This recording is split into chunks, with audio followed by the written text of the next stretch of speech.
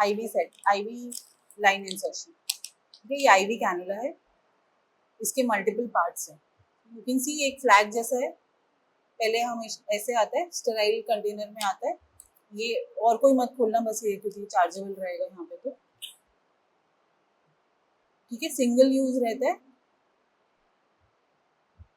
There is a flap available, cover है, एक outer sheet है और अंदर एक नीडल है। ठीक है, क्या क्या पार्ट्स हुए?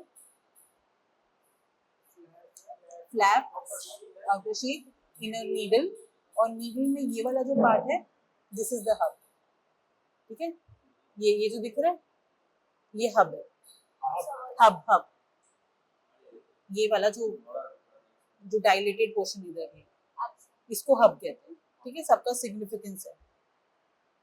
जो ये है ये लॉक मैकेनिज्म के लिए है। यहाँ पे जो हम ये जब निकाल देंगे तो यहाँ से तो हमें आईवी सेट कनेक्ट करना होगा, तो इसी को निकाल के यहाँ पे फिक्स कर देंगे। ठीक है, तो सेल्फ में सब कुछ है अवेलेबल रहे, इस टाइप का रहता है। ये सबसे छोटा है जो हम यूजुअली पीडियाट्रिक पेशेंट्स में यूज करते हैं। ये है 24 गॉज का, ये वाला कलर कोडिंग रहती है। येलो इज 24, ब्लू इज 22, एक पिंक कलर का होता है जो यहाँ पे नहीं था, दैट इज 20 गॉज, ये 18 और ग्रे 16। यूजुअली इंडिया में यही कलर कोडिंग रहती है हर जगह पे। जो ट्रॉमा पेशेंट रहेगा उसमें भी ऑलवेज प्रेफर 16 गॉज, क्योंकि वो बड़ा ल्यूमेन है, उसमें फ्लो रेट ज़्यादा अचीव हो सकता है, तो हम रिससिटेशन बहुत अच्छे से कर सकते हैं। सर्जिकल पेशेंट्स में usually we use this green one, because blood transfusion का नीड हो सकता है, फास्ट रिससिटेशन का नीड हो सकता है, तो एटलीस्ट ग्रीन कैनुला हमारे को इम्पॉर्टेंट है फ्लो रेट मेंटेन करने के लिए। बाकी पीडियाट्रिक पेशेंट्स में हम या तो पिंक या ब्लू कैनुला यूज करते हैं। ठीक है, कैनुला इंसर्शन के लिए क्या क्या चीज़ें चाहिए? एक तो कैनुला, एक आईवी लाइन, इसको मैं नहीं खोल रही। ठीक है, इसका जो ये वाला पार्ट है दिख रहा है तुम लोगों को, नीडल से अटैच पार्ट, ये हम इधर अटैच करते हैं। जब इसको हटाते हैं ये सिर्फ बॉडी के अंदर ये वाला पार्ट रह जाता है, इस पार्ट को हम इससे अटैच कर रहे हैं। हाँ, चार्ज, बाकी मत खोलना, स्टाफ को ना दिखाना पड़ेगा। ये तो नॉर्मल नीडल है, नीडल में भी कलर कोडिंग रहती है। तो ये आईवी सेट है,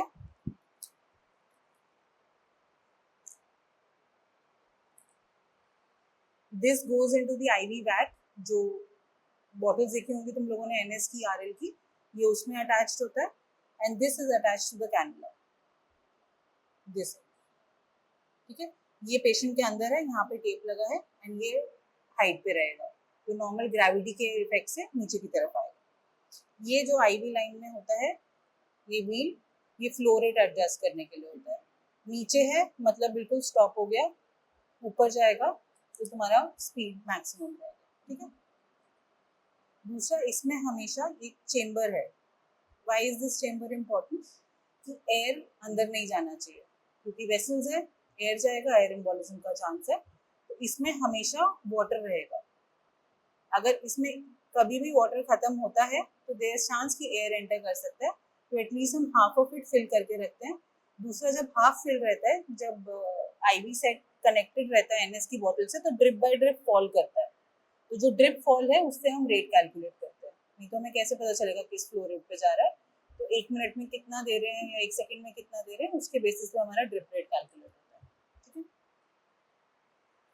अब आईवी लाइन, एक तो ये आईवी लाइन चाहिए, एक आईवी सेट कैनुला, एंड इसका एक, सो आईवी सेट होगा, एक फिक्स करने के लिए एक नीडल होगा, और एक सिरिंज होगा जस्ट टू चेक वो प्लेस में है या नहीं। सिरिंज जिसमें सलाइन या कोई भी फ्लूइड हो सकता है, डिस्टिल्ड वाटर, सलाइन, कुछ भी। तो पेशेंट के हम प्रेफर करेंगे नॉन डोमिनेंट हैंड। अगर राइट हैंड उसका डोमिनेंट हैंड है तो लेफ्ट प्रेफर करें, राइट अगर डोमिनेंट है तो लेफ्ट प्रेफर करेंगे, अगर लेफ्ट डोमिनेंट है तो राइट प्रेफर करेंगे। क्यों?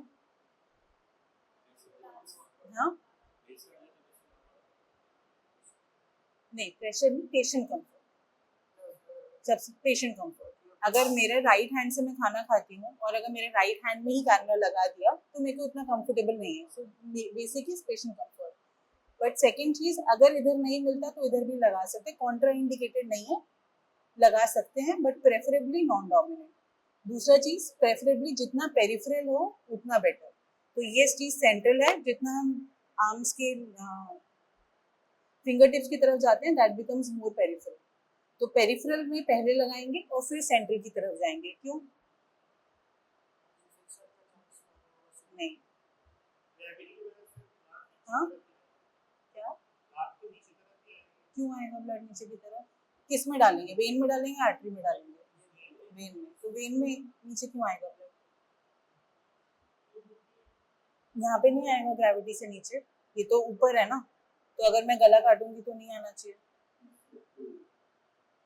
बेसिक चीजेस, जब भी हम कैनुलेट करेंगे देयर इज अ रिस्क कि इन्फेक्शन हो सकता है। इन्फेक्शन मतलब इन्फ्लेमेशन। तो अगर इन्फ्लेमेशन यहाँ हुआ तो ये वाला वेन हम फिर भी यूज कर सकते हैं, क्योंकि वेन यहाँ से स्टार्ट हुआ ना। अगर इधर वाली वेन में ही इन्फेक्ट मतलब थ्रोम्बोफ्लेबाइटिस हो गया, इन्फ्लेमेशन हो गया या थ्रोम्बस बन गया, तो हम ये पूरा लाइन यूज नहीं कर पाएंगे, तो इतना वेस्टेज हो गया। ठीक है, जो प्रोलॉन्ग पेशेंट रह रहा है उसमें इंपॉर्टेंट है ना कि हम मल्टीपल जगह पे हमें कैनुलेशन की जरूरत पड़ेगी। अगर हम शुरू में ही यहाँ पे लगा देंगे तो इधर कुछ भी नहीं यूज कर सकते, फिर हमें ऊपर की तरफ ही जाना है। और सेंट्रल वेन तुम्हारा शायद क्लास हो चुका है ना सेंट्रल लाइन इंसर्शन पे? नहीं। अच्छा, तो जितना सेंट्रली जाएंगे उतना प्रोसीजर कॉम्प्लिकेट होता है। आईवी इंसर्शन बहुत आसानी से होता है, CVP insertion, central venous pressure central line insertion एक नेक्स्ट स्टेप है। तो हमेशा पेरिफेरल जितना एस्टैब्लिश करेंगे उतना बेटर। नॉन डोमिनेंट, पेरिफेरल, ठीक है, बेसिक। आर्म को प्रेफर करेंगे ओवर लिम्स, मतलब अपर लिम्ब को प्रेफर करेंगे ओवर लोअर लिम्ब। क्यों? पैर में कैनुला लगाएंगे तो मूवमेंट रिस्ट्रिक्ट होगा, मूवमेंट रिस्ट्रिक्ट होगा तो थ्रोम्बोसिस के चांसेस ज्यादा होंगे, पेशेंट को अनकंफर्टेबल होगा। बट अगर आर्म में कहीं नहीं मिल रहा तो हम पैर में भी एस्टैब्लिश करते हैं। हाँ, फिर और भी बहुत चीजें हैं ना। पूरा अगर वहां से ही हाथ नहीं है तो देन पैर में एस्टैब्लिश करेंगे, नहीं तो यहाँ पे नेक लाइन यूज कर सकते हैं। वो तो डेफिनेटली एक है, हाथ नहीं है तो कैसे हाथ में डालेंगे। बट अगर थिंग्स आर अवेलेबल तो पहले हम नॉन डोमिनेंट प्रेफर करेंगे, पेरिफेरल प्रेफर करेंगे, upper limb over lower limb prefer करेंगे, नेक लाइंस को सबसे एंड में यूज करेंगे। ठीक है, क्योंकि नेक लाइंस में थ्रोम्बस का चांसेस बहुत ज्यादा है, it is very uncomfortable for the patient. दूसरा, ब्लीडिंग हुआ तो स्टॉप करना इज थोड़ा सा डिफिकल्ट, पेरिफेरी में ब्लीडिंग स्टॉप करना इज इजी। ठीक है, तो जब भी कोई हम आईवी कैनुला इंसर्शन करते हैं it is a sterile procedure. ठीक है, बट हमें स्टेराइल ग्लव्स पहनने की जरूरत नहीं है। क्यों? नहीं, हमें स्टेराइल ग्लव्स नहीं पहनने हैं, बट ये स्टेराइल प्रोसीजर है। नहीं, क्योंकि we are not touching the tip, at any point we are not touching the tip. हम कभी भी ऐसे कर नहीं करके अंदर जाते। ठीक है, हमें हमेशा ये फ्लैग से ही पकड़ना है। अगर ये टिप कहीं टच होता है ideally we should not be using that cannula, हमें एक फ्रेश कैनुला यूज करना है। ठीक है, तो कोई भी पेशेंट अगर रहता है, अगर हम हाथ में इंसर्ट करें प्रॉक्सिमली, हम एक टॉर्निक्वे बांधेंगे। Tourniquet, outer sheath, inner needle, hub of the needle, flange और फ्लैग अवेलेबल टू होल्ड। ठीक है, और बस यही पार्ट्स है। जब भी हम कैनुला इंसर्ट करेंगे हमारा वेन बहुत प्रोमिनेंट होना चाहिए, बिकॉज हम वेन में डालते हैं। ठीक है, आर्टरी में क्यों नहीं डालेंगे? आर्टरी तो अच्छे से पैल्पेट हो जाता है आराम से। क्यों? तो नहीं, आसान है, आर्टरी लाइन भी तो डालते हैं। क्यों? हाँ, क्या डायरेक्शन? नहीं नहीं, वो सही बोल। हाँ हाँ हाँ, क्योंकि हमारा क्या पर्पज है आईवी कैनुला का, हमें अंदर सामान पहुंचाना है टूवर्ड्स द हार्ट। तो अगर आर्टरी में देंगे, दो चीजें, आर्टरी में देने से कभी आपको अंदर जाएगा ही नहीं, because arterial pressure is so high that पूरा ट्यूबिंग में आ जाएगा आपका ब्लड। आर्टरी तो पंप हो रहा है ना, वेन पैसिवली जा रहा है, और दूसरा वेन ही तो हार्ट की तरफ जा रहा है। तो हमें यहाँ से वहाँ पहुँचाना है, हमें लिम्ब में कुछ भी नहीं देना। तो artery is never use for giving something. Artery अगर लाइन करते हैं, आर्टीरियल लाइन भी होती है, उसमें पेनिट्रेट होने में कोई दिक्कत नहीं होती, बस मॉनिटरिंग के अंदर करना होता है। उसमें मॉनिटरिंग का यूज मतलब it can only be use for monitoring BP and other things, but this is use for giving IV fluids, medications and IV analgesic, जो भी मतलब पेशेंट अगर एनपीओ है तो प्रॉक्सिमली हम एक टॉर्निक्वेट आई करेंगे। टॉर्निक्वेट मल्टीपल अवेलेबल होते हैं, यहाँ पे और कुछ नहीं है तो आप सीधा नॉर्मल ग्लव्स भी यूज कर सकते हैं। टॉर्निक्वेट आई करने से क्या होगा, यहाँ पे आपका जो वेन है वो इनगॉर्ज हो जाएगा, ठीक है। तो अभी ये देख रहे हो, अभी नॉर्मली वेन नहीं दिख रहा है, प्रेस करेंगे तो थोड़ी देर में वेन प्रोमिनेंट हो जाएगा, ठीक है। Once the vein is prominent, दूसरा चीज हम एक टैप करेंगे, हाथ से टैप करेंगे और स्पिरिट यूज करेंगे, दोनों चीजें लोकली इरिटेंट की तरह काम करेंगी, उससे वेन और प्रोमिनेंट होगा, ठीक है। तो जो हमारा सैनिटाइजर या स्टेरिलियम है वो दो काम करेगा, एक तो क्लीन करेगा एरिया को, दूसरा इरिटेंट की तरह एक्ट करेगा, तो वेन और प्रोमिनेंट होगी, और हम टैप करेंगे उससे वेन और प्रोमिनेंट होगी, ठीक है। तो जब इतना प्रोमिनेंट हो जाएगा वेन, देन वील मेजर। देख पा रहे हो, ये वेन का इतना लेंथ है, दिख रहा है ना सबको, तो ये कैनुला से बड़ा है when, so this when can be use for this cannula, ठीक है। अगर कैनुला ज्यादा बड़ा होगा और वेन छोटा होगा तो वेन काउंटर हो जाएगा। काउंटर हो जाना मतलब एक साइड से एंटर करा और दूसरे साइड से निकल गया, तो हमारा कोई यूज ही नहीं है ना उसका। अगर वो ल्यूमिन के अंदर रहेगा तभी फायदा है, अगर ल्यूमिन के बाहर चला गया तो फायदा नहीं है, निकाल दो, दूसरी जगह लगाओगे। तो ब्लड है ना, थोड़ी देर प्रेस करोगे वो कंट्रोल हो जाएगा, पर वो जगह नहीं यूज हो पाएगी, उसके साइड वाली वेन्स यूज हो सकती है या उससे प्रॉक्सिमल यूज हो सकती है, वो खराब हो गई है, ठीक है। तो इसलिए ध्यान से डालना है। दूसरा, try to search for veins जो कम से कम टॉर्चुअस हो, जितना जिगजैग होगी उतना डालना मुश्किल है, क्योंकि हम ऐसे ऐसे करके नहीं जा सकते ना अंदर। पहले तो नीडल जो है, जब तक हमारे पास नीडल अंदर डाला हुआ है तब तो ये बिल्कुल नॉन फोल्डेबल है, वैसे नहीं तो फोल्ड हो जाएगा, बट जब तक नीडल है ये फोल्ड नहीं हो सकता, सो एकदम से स्ट्रेट होना पड़ेगा,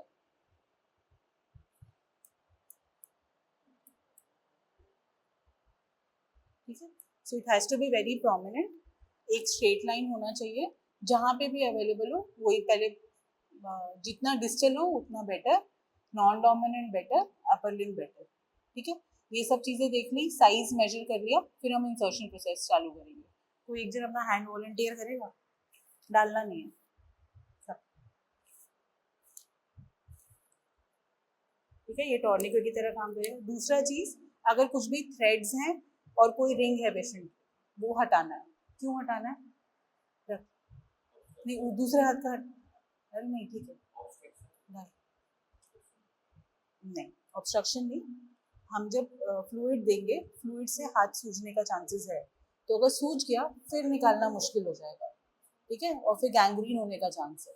इट हैज हैपेंड कि यहाँ पे वो पहना हुआ है, बैंगल्स पहना हुआ है, हाथ इतना फूल गया है कि बैंगल अब मेटल का बैंगल है, कट नहीं सकता, तो पूरा प्लायर लेके आके काटना पड़ा है, नहीं तो हाथ में ब्रूजिंग हो जाएगी, वहां से ब्लीडिंग शुरू हो जाएगी। तो सबसे इम्पोर्टेंट, जिस भी हाथ में डाल रहे हो उस हाथ में कोई भी थ्रेड, कोई बैंगल, कोई रिंग नहीं होना चाहिए, ठीक है। हाथ फोल्ड करें, पेशेंट का हाथ फोल्डेड इस केस में, क्यों? जब ऐसे रखा हुआ है इसने तो ढंग से तुम्हें अप्रिशिएट नहीं हो रहा है, हाथ फोल्ड हो गया, हाथ चलो, ठीक है। मूव करने बोलेंगे, मूव करने से क्या होगा,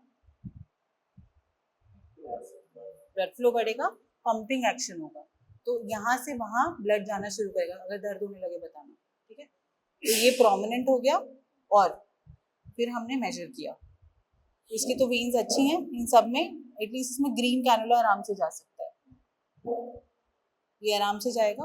हम इसको होल्ड करेंगे, हल्का सा वील स्लाइटली एंटर, खोल दिया। मान ली ये इसका हाथ है, ये हमारी वेन है, तो हम दिख रहा है सिर्फ 45 डिग्री एंगल पे ऐसे एंटर करेंगे। जैसे ही हम वेन में एंटर करेंगे, यहाँ पे पकड़ना है और यहाँ ऐसा फैशन, ठीक है। एकदम से एंटर करेंगे तो ये जो हब जो चीज बताई थी ना, ये ऐसे होना, ये ऊपर की तरफ रहेगा। जैसे ही ये जो हब है इसमें रेडिश टिंज आएगा, मतलब ब्लड में, वेन में एंटर कर गया। जैसे ही जब इसमें रेडिश टिंज आएगा, कैनुला छोड़ के इसको होल्ड करके विल विड्रॉ दिस, ठीक है। क्यों?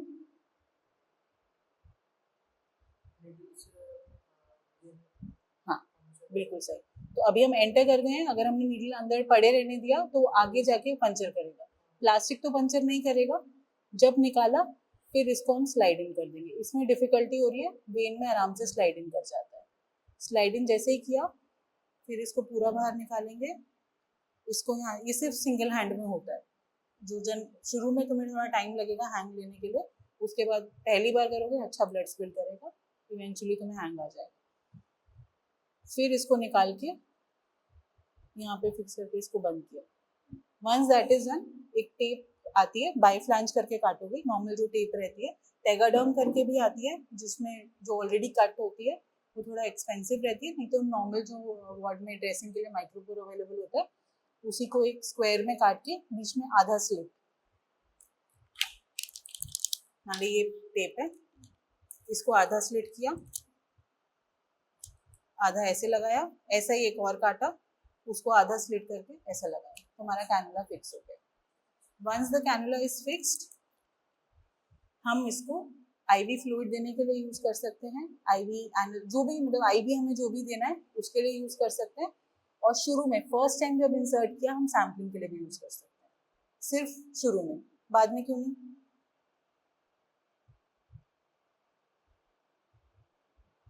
अच्छा है ना, वेन के अंदर है, जितनी बार भी सिरिंज लगा हुआ आता रहेगा। तो फ्लूइड दे रहे हैं, आएगा नहीं इसमें, छोटा छोटा थ्रोम्बस बन जाता है, बैक फ्लो नहीं आता है, क्योंकि हमने उसको डिस्कनेक्ट कर दिया ना। अब हम सिर्फ ये वाला रूट यूज कर रहे हैं, हमने ये वाला रूट ऑलमोस्ट डिस्कनेक्ट कर दिया। सेंट्रल लाइन जो होती है उसको हम बाद में सैम्पलिंग के लिए भी यूज कर सकते हैं, उसका एक मेथड होता है यूज करने का, और फ्लूइड देने के लिए भी यूज कर सकते हैं। बट जो पेरिफेरल लाइन है, फर्स्ट टाइम सिर्फ सैम्पलिंग के लिए यूज होगा, उसके बाद हम फ्लूइड देने के लिए यूज कर, फ्लूइड या आईवी, जो भी आईवी देना है उसके लिए यूज कर सकते हैं। तो हर जो ओटी पेशेंट है उसमें रिक्वायर्ड है, हर पेशेंट जो ट्रॉमा का पेशेंट है, रिससिटेशन के लिए इमरजेंसी में है, सबके लिए रिक्वायर्ड है। जो ओरली अलाउड नहीं है उसके लिए भी रिक्वायर्ड है, बिकॉज हम आईवी देंगे। जो पेशेंट ओरली अलाउड है, हॉस्पिटल में एडमिटेड है फॉर इमरजेंसी सिचुएशंस, उसमें भी देंगे। ठीक है, तो मल्टीपल यूजेस हो गए इसके, तो एक एक करके अलग अलग करके बता देना। ठीक है, हम अनस्टेराइल ग्लव्स पहन के करेंगे ये, स्टेराइल भी पहन सकते हैं बट स्टेराइल इज कॉस्टली है, तो इसलिए हम अनस्टेराइल पहन के करते हैं। टॉनिक पे लगाएंगे, अपना आईवी सेट खोला, लगा दिया।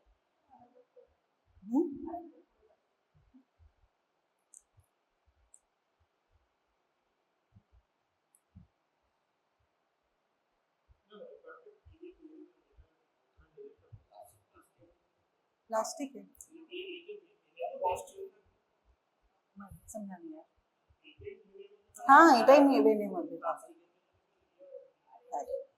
प्लास्टिक कितना कुछ है, माइक्रो प्लास्टिक्स और ये सब ना, इसको मेटल का नहीं कर सकते हैं, बिकॉज अगर मेटल है तो इंजरी है। Plastic is the only available solution right now. Initially क्या होता था, एलर्जी के चांसेस हैं, तो बैच पूरा का पूरा, वैसे जो नॉर्मली जो प्लास्टिक अवेलेबल है वो नॉन एलर्जेनिक होता है, बट फिर भी किसी पेशेंट को एलर्जी हो जाए तो वो वाला कैनुला हम निकाल के उस वाले बैच को नहीं यूज करेंगे और कोई बैच के कैनुला का यूज करेंगे। बहुत ही कम लोगों में कैनुला एलर्जी होती है, अगर होती है तो पूरा का लॉट के लॉट में प्रॉब्लम है, अदरवाइज ऐसे नहीं होती। पहले जब इतना इजीली प्लास्टिक अवेलेबल नहीं था, रबर कैथेटर्स और डायरेक्ट नीडल यूज किया जाता था, पर उसमें प्रॉब्लम यही था, बिकॉज नीडल यूज किया जाएगा, that is a metal that can easily puncture, ठीक है, और रीयूज के चांसेस बहुत थे, तो क्रॉस इन्फेक्शन होता था। तो ये सिंगल यूज है, एक यूज के बाद डिस्कार्ड कर देते हैं। एक पेशेंट में डाला, बीच में ब्लड आ गया पर अंदर नहीं गया, तो आइडियली हमें दूसरा, अगर दूसरी जगह मैंने डाला, इनिशियली तो ब्लड आ गया, पर क्योंकि मैंने निकालते समय नीडल पंचर हो गया तो बाहर निकल गया, तो हम नया कैनुला यूज करेंगे, ये सेम से नहीं होगा, क्योंकि जो इसका यहाँ ब्लड आया है ना वो क्लॉट हो जाता है एकदम से, तो तुम सही भी डालोगे, नेक्स्ट टाइम तुम्हें पता ही नहीं चलेगा कि वो सही डला है या नहीं। सेम में नहीं, सेम तो खराब हो गया ना। इवेंचुअली जब तुम्हारा स्किल डेवलप हो जाएगा तुम सेम वे में यूज करना आ जाएगा, बट आइडियली सेम वे नहीं यूज करना। जो बहुत क्रॉनिक पेशेंट्स होते हैं उसमें करना पड़ता है किसी को भी तरह से cannulate, but ideally not to be use same way. ठीक है, ये नीडल ऐसे होल्ड करना है 45 डिग्री एंगल, एंटर। एकदम से जैसे ब्लड आएगा, ये तो बिल्कुल ही फ्लैबी है ना, स्किन थोड़ा फर्म रहता है, तो नीचे छोड़ोगे, हल्का सा विड्रॉ, एंटर, और इसको अंदर डालते रहोगे, इसको विड्रॉ करोगे, इसको आगे डालते रहोगे, दोनों एक्शन एक साथ होंगे। ठीक है, जब फर्स्ट टाइम जब डालोगे तो दो लोग लगेंगे। हाँ, तो 2 लोग लगते हैं सीधे, वो तुम्हें करते करते हैंग आएगा। ठीक है, जब ये हो जाए पूरा, जहाँ जहाँ तक एंटर होगा वहां तक। अगर हमने पार्शियल एंटर किया तो प्रॉब्लम उसका नहीं, किंक हो जाएगा। बाहर अगर रहेगा, ये फॉर्म है, ये लूज है, तो क्या ऐसे अगर ये नीचे चला गया तो यहाँ किंक हो गया, तो फ्लूइड नहीं जाएगा, तो इसलिए पूरा एंटर कराना। ठीक है, और क्या काम, और कुछ नहीं करना, उसका कुछ नहीं देना।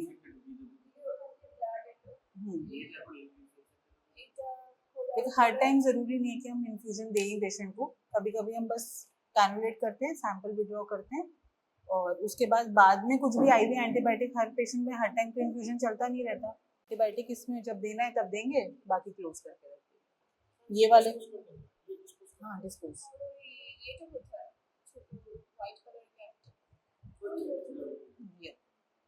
ठीक है, इसको यहाँ फिक्स कर जब यूज, इसके बाद ये तो जब हम कुछ कनेक्ट करेंगे तब यूज होगा, जब यूज होना है तब इसको खोल के पुट इट हियर, तभी हाँ तभी, हाँ सलाइन देना है, मेडिकेशन देना है, कुछ मेडिकेशन डायरेक्ट हम सिरिंज से भी पुश कर सकते हैं, वरना सलाइन से। ठीक, सो डिफरेंट कलर कोडिंग तुम्हारे लिए इम्पोर्टेंट है। एक तो कलर कोडिंग, 20 कौन से कलर का होता है, 20 వచ్చే 18, 20 हाँ very good, 18 green, 16 very good, 24 yellow.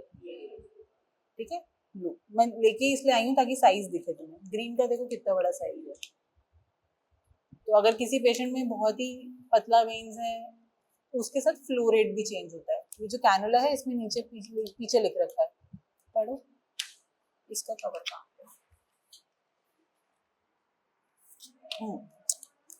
ये येलो वाला देखो, येलो वाले में 22 ml पर minute, that is a maximum flow rate जो हम अचीव करते हैं। हाँ हाँ हाँ कर जाए, पर ब्लड डोनेट के लिए ये यूज नहीं करते, वो मेटल नीडल यूज कर लेते हैं, मोटा नीडल। ये तो बहुत पतला है ना, इससे आएगा नहीं, मेटल नीडल यूज करते हैं, और उससे हम रेगुलर प्लान, इतना दर्द नहीं होता कुछ, 1-2 बार डोनेट करोगे आदत हो जाएगी। बस बढ़िया, हर साल करना चाहिए। ठीक है, सो 22, हाँ ग्रीन का बड़ा, हाँ ये 18 है ना, ग्रीन ही तो 18 ब्लॉक करने के लिए। हाँ अगर देखो ये तो निकल गया ना, ये वेन के अंदर है, अगर तू ऐसे खुला छोड़ देगा क्या होगा, ये निकलेगा नहीं ना यार इससे, ये अगर ब्लॉक भी कर दे, ब्लॉक कर दे, अभी क्या होगा, टेप इधर, ये तो अंदर ना, ये मेरा स्किन है, ये ऐसे है, ठीक है, ये टेप है, एक लगाओगे तुम ऐसे इधर, और एक लगाओगे ऐसे दोनों के नीचे, जो फ्लैंज जा रहा है ना इसके नीचे ऐसे जाके फिक्स हो जाता है। टेगाडर्म होता है उसमें 2 पार्ट्स ऐसे ही रहते हैं, नहीं तो खुद से काट के अगर बनाओगे तो ऐसे 2 फ्लैंज बनाओगे, एक ऊपर और एक यहाँ, इसके नीचे से जाके ये फ्लैंज को हमें स्टेबल फिक्स करना है। ठीक है, हाँ बता ना, पता क्या होगा? हाँ, एक तो ब्लड बाहर आ सकता है, बाकी ओपन है ना यार, एयर अंदर जाएगा, इन्फेक्शन अंदर जाएगा। हमने पेटेंट यूज कर दिया तो हम इसको यहाँ पे बंद कर देंगे। और ये इसका यूज क्या है, जब हमने इसको यहाँ से निकाला, अब हम बेड साइड रखेंगे, इन्फेक्ट होएगा, तो हम हाथ के हाथ इसको यहाँ लगा देंगे, अपना आईवी सेट कनेक्ट करेंगे। अब जब आईवी सेट डिस्कनेक्ट करेंगे, वो तो डिस्कनेक्ट करना पड़ेगा ना। ये जो नीडल है ये इसलिए होती है, जो हमारा वो है एनएस का बॉटल, उसमें भी कभी कभी हमें हैंग करने का जरूरत पड़ता है। एनएस के बॉटल को उससे पंचर करते हैं और ये हैंग हो गया। ठीक है, स्टेरिलिटी बहुत इंपॉर्टेंट है ना, सीधा आईवी वेन में जा रहा है, तो अगर ऐसे खुला करेंगे, इन्फेक्ट करेंगे, तो मोर चांसेस इन्फेक्शन के हो जाएंगे। बॉडी मैनेज कर लेगी उस इन्फेक्शन को, पर वो एक तो वेन खराब होगा और जो क्रॉनिक पेशेंट्स हैं उसमें दिक्कत होगा। ठीक है, तो ग्रीन हम प्रेफर करेंगे सर्जरी पेशेंट्स में, ग्रे रिससिटेशन वाले पेशेंट्स में, ये तो बच्चों के साइज में, अडल्ट्स में भी यूज करते हैं जब और कोई जगह ही नहीं है। अब मेरा अगर इस वाले वेन में डालना है, ये वाला वेन दिख रहा है, इसमें तो जा ही नहीं सकता कुछ और, तो यही बचेगा। ये साइड सबसे एंड में यूज करनी है। क्यों? नहीं, इसलिए बहुत अनकंफर्टेबल, पेशेंट को हाथ ऐसे ही करके रखा रहना पड़ेगा। यूज होता है क्रॉनिक पेशेंट्स में, कीमो वाले पेशेंट में, जब सब वेन खराब हो जाता है, क्या कहाँ करें, कहाँ डालें, नहीं डालेंगे। और पेशेंट इतना अनकंफर्टेबल रहता है, फिर हम यहाँ पे कुछ स्लैब लैब लगा के रखते हैं ताकि वो हाथ मोड़ ही ना पाए, फट्टा जैसा कुछ लगा देते हैं ताकि हाथ ऐसे वैसे। ठीक है, आईवी इंसर्शन। अगर हम सैम्पलिंग करेंगे, सैम्पलिंग किया है तुम लोगों में से किसी ने? ब्लड सैंपल खुद का दिया है? खुद का दिया है। कलर्स नोटिस करें, पैथ में पढ़ाया होगा ना तुम्हें, डिफरेंट कलर का क्या है। अच्छा बताओ, ये किसका है? नहीं, ईडीटी, ईडीटी सीबीसी लेने के लिए एंटीकोगुलेंट ऐड होता है। ये हाँ, नो एंटीकोगुलेंट, वेरी गुड। क्यों यूज होता है? नहीं, हाँ, नहीं, नहीं, ये सर इसी में, ये सर ईडीटी है, सीबीसी ईडीटी है ये। यस, एलएफटी सीरम्स क्यों इम्पोर्टेंट है? क्योंकि अगर हम एंटीकोगुलेंट डाल देंगे, सीरम सेपरेट ही नहीं होगा, तो हमें सीरम एनालिसिस करना है, तो कोगुलेंट डालेंगे। अगर मतलब कोगुलेंट नहीं डालेंगे तभी सीरम सेपरेट होगा, तो जो सीरम सेपरेट हो जाएगा उसी को हम यूज करेंगे। ये सोडियम सिट्रेट, हाँ, ये किस लिए? नहीं, सोडियम साइट्रेट ये वाला नहीं, सोडियम साइट्रेट ये, हाँ, याद नहीं है, देख लेना एक बार। सोडियम फ्लोराइड, ये साइट्रेट वाला, ठीक है। ये किस लिए? हाँ, ये ब्लड शुगर के लिए, ये वाला, हाँ, सोडियम किस लिए? पीटी आईएनआर, आईएनआर के लिए, ये सारी इसी से। ठीक है, इसमें लिक्विड अवेलेबल है। ठीक है, तो इसमें सबसे इम्पोर्टेंट है, इसमें एक मार्क होता है, एटलीस्ट उस मार्क तक फिल करना ही करना है। बाकी में अगर हम कम भी फिल करें, इससे सब में मार्क है, ये ब्लैक मार्क दिख रहा है, आइडली सीरम के लिए इतना देना है, सीबीसी के लिए इतना सैंपल देना है, और आरबीएस के लिए एटलीस्ट इतना, ये मार्क है ना, इतना देना है। पर बहुत बार नहीं भी हो पाता, तो अगर कम ब्लड है, इसमें जितना मार्किंग है, यहाँ जो मार्किंग है उतना भरना ही भरना है, क्योंकि इसमें ऑलरेडी लिक्विड फॉर्म में अवेलेबल है। अगर हम सिर्फ इतना सा डालेंगे, एडिक्वेट रीडिंग नहीं आएगा। एक्सपेंसिव वाइल है, एक्सपेंसिव टेस्ट है। एक और ग्रीन कलर का वाइल होता है, वो हेपारिन वाला होता है, वो ब्लड गैस वगैरह करना उसके लिए यूज होता है। ठीक है, तो अगर हम कैनुला से सैम्पलिंग कर रहे हैं, ये डाल के छोड़ा, तो यहाँ से ब्लड शुरू में जब डालेंगे तो ओपन रहेगा ना, ब्लड ट्रिकल करता रहेगा। तो सबसे पहले हम ये वाला वाइल खोलेंगे, उसका सक्शन रिलीज होगा, इसको भरना शुरू करेंगे। सबसे पहले ब्लू वाइल, क्यों? सबसे पहले ब्लू वाइल को भरेंगे, क्यों? क्योंकि आईएनआर मेजर करना है, एकदम से कोगुलेट ब्लड हो गया तो आईएनआर की रीडिंग एरोनियस आ सकती है, तो सबसे पहले इसको भरेंगे, फिर इसे लास्ट में, क्योंकि इसमें एंटी कोगुलेंट नहीं है और कोगुलेशन का इतना कुछ रोल नहीं है, तो अगर ऐसे भी आएगा चलेगा। और अगर एक ही वाइल है उस टाइम पे जिसमें बाकी सब में ट्रांसफर किया है, तो ऐसा भी करते हैं कि सब इसमें भर लिया फिर पलट पलट के ट्रांसफर कर दिया, but that is not the right way.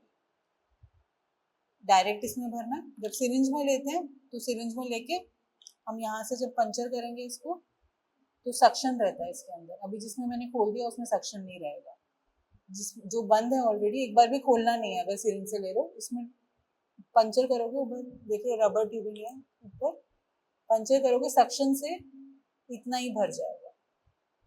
जब तक सिरिंज में इतना ब्लड है ये पूरा भरेगा, ठीक है। बीच में विड्रॉ कर सकते हो, पर जब तक सिरिंज में ब्लड है ये पूरा उस हिसाब से भर जाएगा, ठीक है। और कुछ पूछना है आईवी सेशन में? ये देखिए एंटीकोगुलेंट्स है ना जिसमें, वो ही, हाँ, इन दोनों में से कोई भी एक कर सकते हो। ये वाला लास्ट में करना है, क्योंकि इसमें कोगुलेट हो भी जाए तो कोई दिक्कत नहीं, जब तक फ्री फ्लो आ रहा है तब तक ही यूज करना है, ठीक है। ये यही वाला, हाँ, यही पिंक, यही वाला, अलग अलग। हाँ, HbA1c बोलना है, हाँ वो इसी में हो जाएगा। HLA-BR इसमें है शायद, शायद इसमें रेड वाले, तो वायलेट है तो फिर ये है, ठीक है। HLA वो रेगुलरली यूज नहीं किया तो मुझे नहीं आइडिया, मैक्सिमम जगह में नहीं होता। एक्सपेंसिव है ना, एक्सपेंसिव है। टेस्ट में क्या है, एक सेट अवेलेबल है, कैसेट होता है, उसमें 50 सैंपल रखने हैं, 50 सैंपल रन करो, 10 सैंपल रन करो, एक ही पैसा लगेगा। तो जो रेयरली टेस्ट हो रहे हैं वो हर कोई नहीं करता, वो एक सेंटर सिस्टम में ही होता है, ठीक है। कुछ पूछना है तुम लोगों को? सबके पीछे फ्लो रेट है तो वो भी तुम्हें पता होना चाहिए। ये जो नीचे लिखा है 38, ये पतला है तो 38, ये और मोटा है तो उसका ज्यादा होगा, तो 90, 105। ये अलग अलग ब्रांड्स का अलग अलग भी रहता है, ये फिक्स नहीं रहता। पेशेंट, तुम्हारे पास डमी तो नहीं है ना, तो पेशेंट पेशेंट पेशेंट पे ही होगा। पहले कोई एक जन जो कर रहा है वो करेगा, मतलब जो सिखा रहा है, यूजुअली इंटर्न्स वगैरह जो होते हैं उसी से सीखते हो तुम लोग ये करना। या वार्ड में खड़े रहो, सिस्टर्स को देखो, ऑब्जर्व करो, एक दो बार ऑब्जर्व करोगे फिर नेक्स्ट टाइम खुद से करना। एग्जाम में कोई करा के नहीं देखेगा।